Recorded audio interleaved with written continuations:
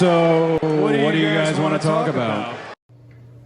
Wrestling has more than one royal family. Adrenaline in my soul, something, something, Cody Rhodes.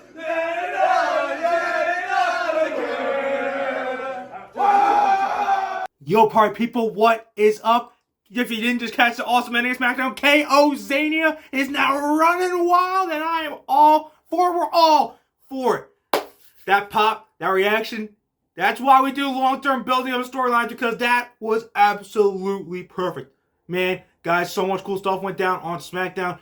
A huge brawl between Charlotte Flair, Rhea Ripley, triple threat banger for the IC title, got made official. Ray still don't want to fight his son, but what else is new? And some showcase matches for those who are feeling like they were left off the card at Mania. Guys, don't worry. We're about to run everything down. What happened on SmackDown, top to bottom, start to finish. So, get ready, because you're watching this new episode of The Gift of Gabe, and it's about to start right. You guessed it. Now.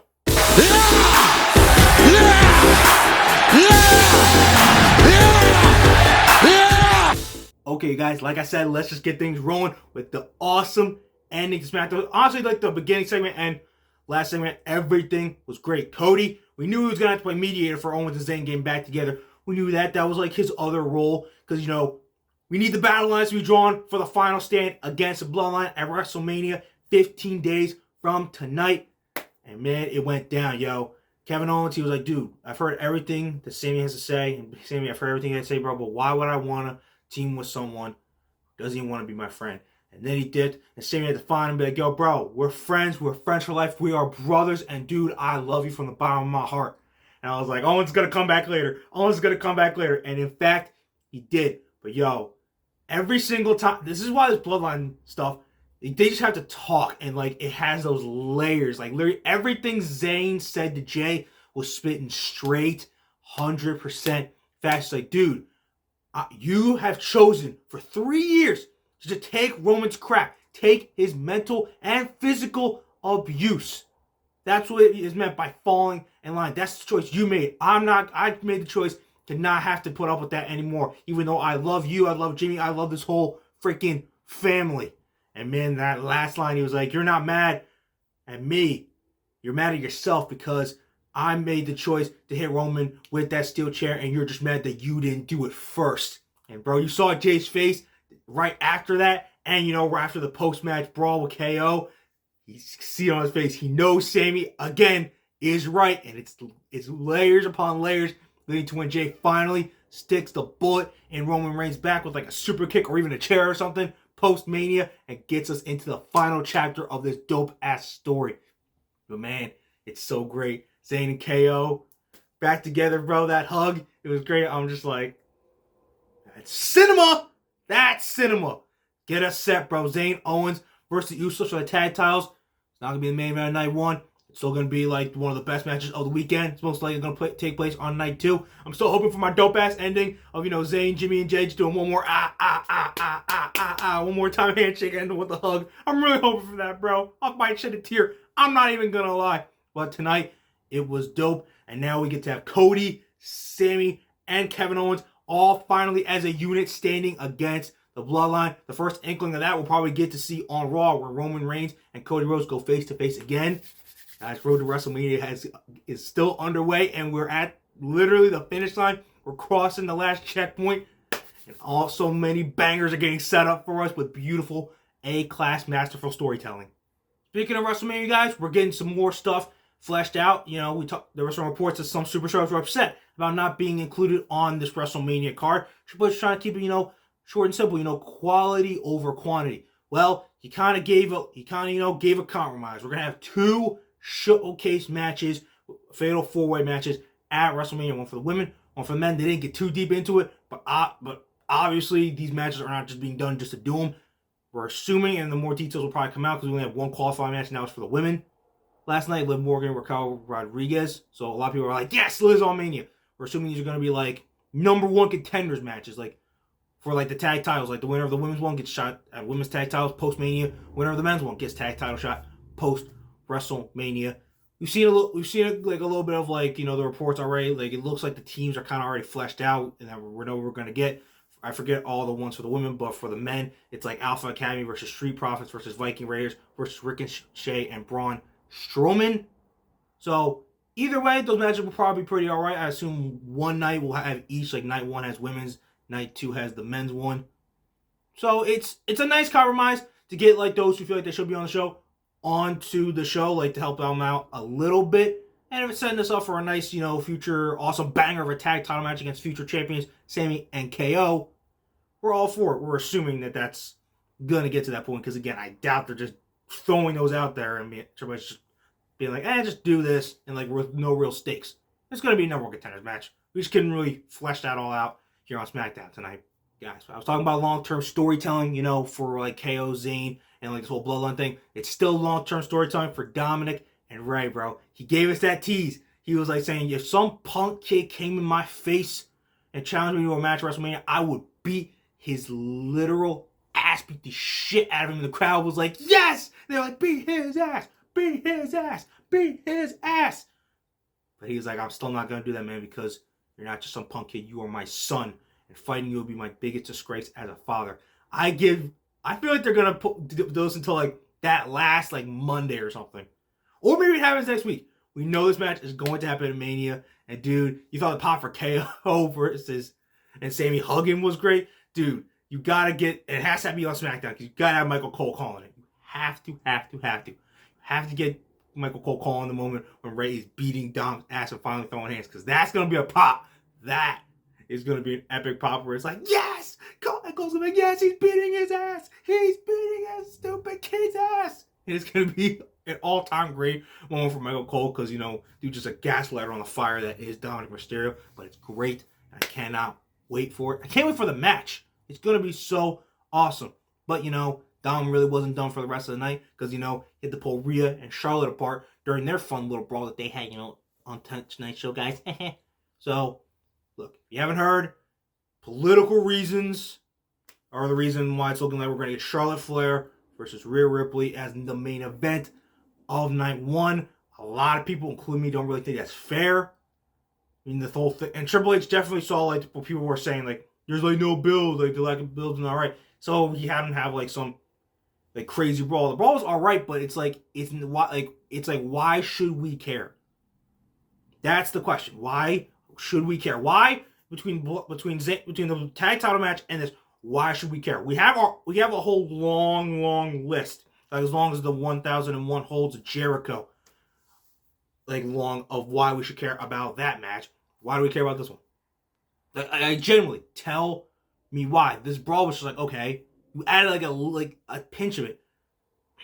My biggest fear is they definitely cannot put Zayn and Owens for the tag titles on night 1 now. Do that night 2.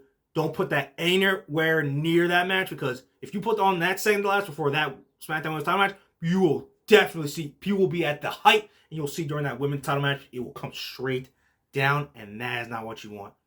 I personally think it's a little unfair, and a lot of us think it's unfair that they've been busting their ass, like Zayn and the rest of the Usos, and just the whole bloodline with this story. And Zayn and the Usos came and get like that main event spotlight for night 1, and they're making some big deal about like how like they didn't do a WrestleMania women's main event on one of the nights last year, like, and it's like, but you necessarily don't have to do one this year.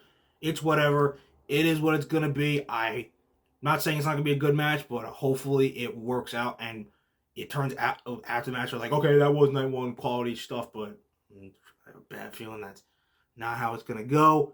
Rhea's definitely going to win. We know this. So, honestly, let's just hope for the best. WrestleMania is going to be a great night either way, but, and honestly, people already wanted Sammy to be like world champion anyway.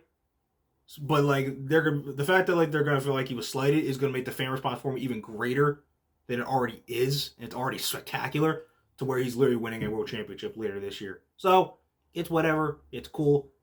It's fine. Good luck to Rhea. Good luck to Charlotte. Put on a good match at Mania. I'm thinking they're gonna do Dom and Ray that same night and as the SmackDown Women's title match because I know all Judgment Day is connected, but like they're the most connected, and then they'll probably do Edge and Finn Balor, Hell in a Cell, night 2. Assuming that's how it's gonna go, we don't know how every single match on which night is going to exactly go. So, put a long story short, Charlotte Rhea's night one's main event, and hope they do something in the next couple weeks that like really still makes you care. The brawl mixish, it's not making you 100% care that for it to be the main event, but hopefully they get it there, and hopefully it all turns out okay. All right, you guys, no more waiting. We are finally here. Gunther defending the Intercontinental Championship against Drew McIntyre and Sheamus in a triple threat at WrestleMania. We are finally here. We are finally ready to chew on this banger sandwich that is literally being presented to us for WrestleMania. It is here, and we don't got to worry about, all of it anymore. As we expected, it was a double DQ.